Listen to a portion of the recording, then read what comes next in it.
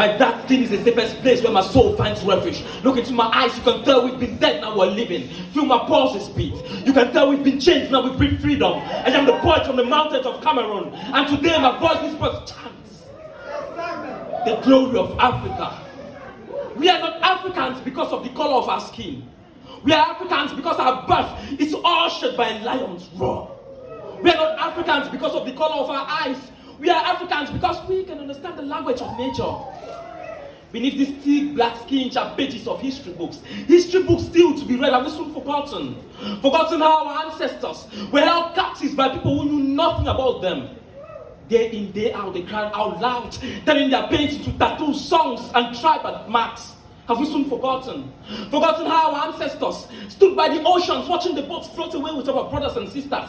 Some were chased, some were maimed, like cattle being made ready for the slaughter. Have we soon forgotten? If we haven't forgotten, then how did we get here? How did we become the same sword upon which our brothers, sisters, uncles now die upon? How did we become our own prison? It is true. We cannot forget all those children whose tears water the streets of the Americas. We cannot forget those women whose wombs the bare wounds of colonial torture. We cannot forget those children who stretch the whole pains of colonial torture. But if there is something we must do, we must learn to chant songs of our glorious present. Some say Africa is a home for maniacs and savages, a dumping ground for slaves and garbages, a place full of broken dreams and damages. But the Africa I chose to see is like an ocean. It might be dangerous from its waves, but the beauty of its nature hides in its bottoms. The Africa I chose to see is like a giant, a colossal image of proud black men and women in all conviction. The Africa I chose to see is strong. You can feel the bounding of our strength in our waterfalls, and the sweet smell of our flowers sprouting from every lily.